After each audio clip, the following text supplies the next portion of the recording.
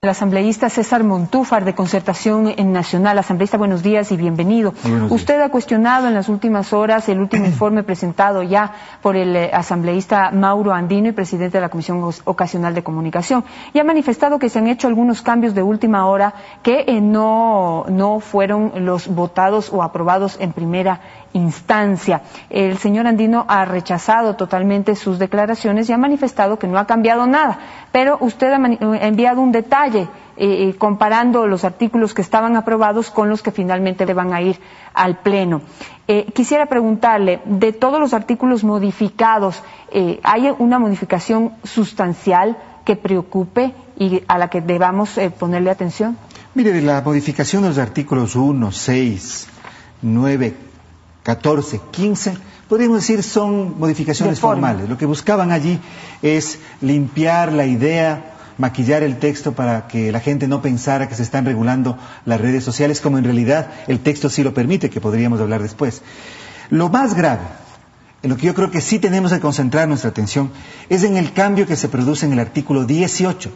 El artículo 18 tiene dos cambios fundamentales. Primero, se agrega un número más. Y ese número, en primer lugar, permite que el Consejo de Comunicación vigile a la Autoridad de Telecomunicaciones para la concesión de frecuencias. Pero lo más grave es lo que ocurre en el número 9. En ese número 9 se habla del registro de medios. Uno de los temas que incorpora esta ley es que este Consejo de Regulación va a tener un registro de medios. Yo quisiera leer este artículo porque es un artículo muy importante que me permite ir a otro tema. Dice, entre las atribuciones del Consejo, elaborar y mantener actualizado el Registro Nacional de Medios de Comunicación impresos de radio, televisión, audio y video por suscripción y digitales. Ellos están diciendo que no van a regular las redes sociales, pero hablan, o el Internet, pero hablan de medios digitales y de establecimiento de un Registro Nacional de Medios digitales. Y lo que cambia es que retiran de este número la última frase que establecía claramente, de acuerdo a lo que aprobó además el compromiso ético político de diciembre del 2009, que este registro no constituirá ningún requisito para autorizar o quitar el permiso de funcionamiento de un medio de comunicación. Esto sí es muy grave. ¿Qué podría pasar? Evidentemente, si hay un medio de comunicación, en este caso digital, que no se ha registrado, que no ha cambiado su domicilio, que no ha informado a este Consejo de Regulación todopoderoso, que por ejemplo, entre los propietarios, quienes gestionan, quienes dirigen este medio de comunicación, ha habido un cambio de personas. Esto podría significar que se está abriendo la puerta para que ese medio pueda de alguna manera ser sancionado. Se abre la puerta para ello. Entonces, ahora, el punto aquí es la autenticidad del informe. El asambleísta Mauro Andino ha manifestado en varias ocasiones que esto de los medios digitales se refiere exclusivamente a a los medios digitales de los medios de comunicación formales, privados, por decirlo así. Por ejemplo, el comercio tiene pues su periódico físico y también tiene una página de internet del mismo periódico en el que informa de la misma manera que lo hace en su periódico físico. Él interpreta que medios digitales son únicamente esos, pero ¿el concepto se puede ampliar? Por supuesto que sí, y ese es uno de los grandes problemas ya de fondo de este informe. En este informe complementario se utilizan de manera, diría, indiscriminada, sin una precisión conceptual que deberíamos reclamar a una ley de tanta importancia, las palabras información, contenido y mensaje. Le voy a leer un artículo que quizá es un artículo que yo siempre lo leo porque da muestra del lugar donde nos quiere llevar, del lugar al que nos quiere llegar esta ley de comunicación. Artículo 10, sobre contenido violento. Yo les pido a los televidentes quizá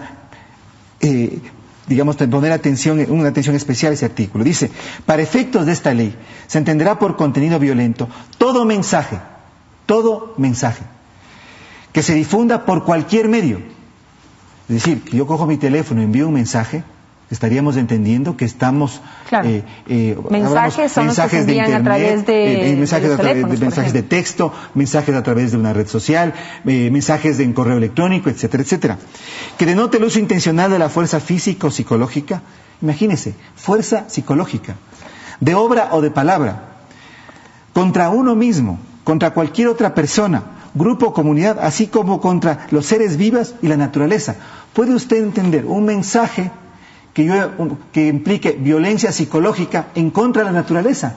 según este artículo, cuando habla de la definición de contenido violento, tanto en contextos reales, ficticios o fantásticos. Es decir, estamos hablando de una definición tan amplia del uso de mensajes, información, contenidos, que abre la puerta de manera definitiva para que se pueda regular el Internet, las redes sociales, para que se pueda regular e intervenir sobre este mundo virtual. Ese es un problema de fondo que tiene ese artículo. Ahora, la pregunta que yo le hice en algún momento a Mauro Andino, que estuvo aquí la semana pasada, es, digamos, abierta esa puerta, ¿cómo se ejercerá el control o cómo se sancionará a las personas que, por ejemplo, envían un mensaje y digamos, hacen uso de este lenguaje violento o injurian a otra persona? O mensaje discriminatorio. Exactamente, porque no todas las personas firman con su propio nombre y apellido. Es que eso es el punto. Por eso es que estamos hablando y por eso yo resaltaba el tema de este Registro Nacional de Medios de Comunicación que tendrá que mantener y actualizar el Consejo, en donde se habla de medios digitales.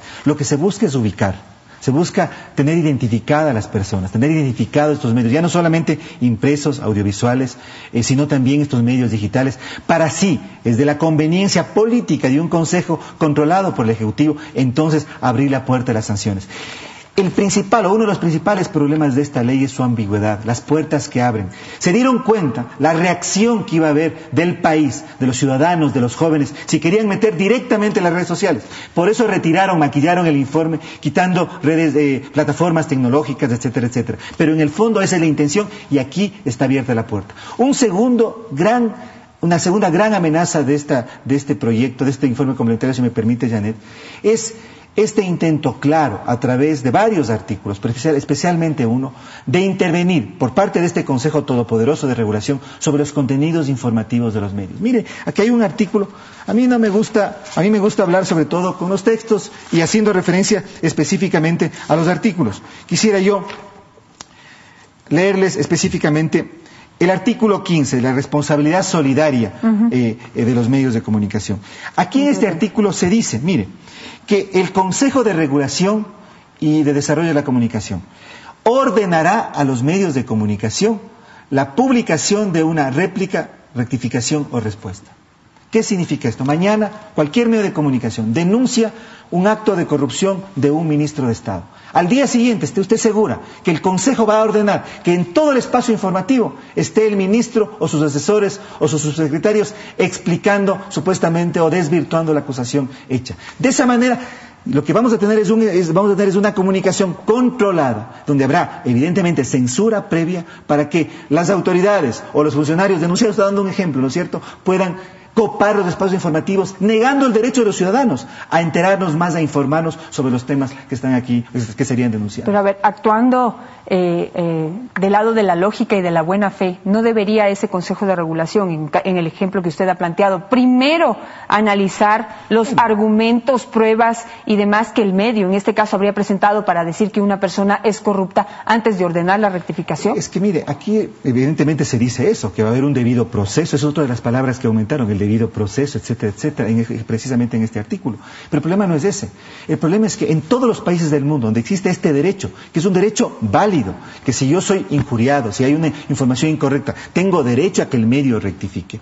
Este derecho, que en todos los países democráticos va por la vía judicial, aquí se lo intenta meter por la vía administrativa. Es decir, en otros países, usted revisa la legislación comparada, la rectificación, réplica o respuesta, son derechos constitucionales válidos a los que tenemos derecho los ciudadanos. Pero el problema es que, más bien, en otros países es a través de un proceso judicial que un juez ordena aquello si es que el medio se niega. Aquí lo que se busca es que sea a través de una medida administrativa, es decir, el Consejo de Comunicación, con control del Ejecutivo, control absoluto del Ejecutivo, ordenando a los medios de comunicación qué poner, qué no poner, qué rectificar, cómo rectificar, en qué espacio rectificar, de acuerdo a las conveniencias, en este caso evidentemente del poder dominante en la sociedad. En cuanto a la propiedad de los medios, y con esto termino, se ha determinado que nadie puede tener más del 6% de acciones dentro de un medio de comunicación, lo cual, digamos, multiplicaría el número de accionistas que debería tener un medio de comunicación de carácter nacional. Pero me pregunto, ¿eso cómo influirá, por ejemplo, en la venta de los canales que hoy están en manos del Estado, los 2 canales incautados? Porque a quién, digamos, se dificulta esa venta, a quién le interesa tener un 6% de un medio de comunicación y no tener absolutamente nada más. Mire, Aquí hubo un debate dentro de la comisión. Nosotros planteamos que se tomara como referencia más bien la legislación en el ámbito de la ley de compañías. Y se utilizó, yo creo que de manera sorprendente e ilógica, más bien como referencia la ley de instituciones financieras. No hay un criterio claro al respecto, ni en la una ni en la otra, pero debió tomarse como referencia más bien el ámbito de la ley de compañías. Pero lo más grave en este articulado, Janet, es que es absolutamente discriminatorio en contra de los medios de comunicación. Lo que la pregunta 3 consultó al pueblo ecuatoriano es...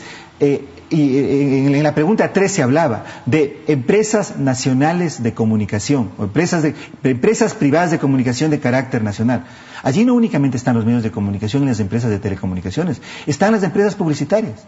¿Hay acaso en Carondelet a alguien que le interesa que las empresas de publicidad no ingresen dentro de esta normativa? Otro tipo de empresas de comunicación. ¿Por qué se entiende empresas privadas de comunicación únicamente a los medios de comunicación y a las empresas de telecomunicaciones y solamente a ellas se les intenta regular? Es claramente discriminatorio. Mire, yo creo que todo esto está haciendo, Janet, en la ciudadanía está generando muchísima preocupación. Yo creo que ha comenzado ya, y es muy importante en el país, una fase, yo diría, patriótica, de movilización ciudadana. Justamente ahora, tal vez usted conoce, he sido invitado, porque no somos políticos ni asambleístas los que estamos convocados, sino grupos ciudadanos como los Cabreados y el movimiento Juan Montalvo. Grupos ciudadanos que están llamando a los ciudadanos a enterarse más sobre la ley de comunicación, a movilizarse, a no permitir que a través de este tipo de legislación se intente conculcar derechos ciudadanos tan importantes. Así que yo creo que en la lucha seguimos. Para el gobierno, que ha sido muy difícil conseguir una mayoría en la Asamblea Nacional para nombrar autoridades, va a ser mucho más difícil ponernos una mordaza a los ecuatorianos, y yo creo que tenemos que enterarnos y analizar los graves riesgos que tiene esta normativa que ha sido aprobada por la Comisión de Comunicación y que está a punto de pasar al Pleno de la Asamblea Nacional. Muchísimas gracias, asambleísta César Montúfar, por estar aquí en esta mañana.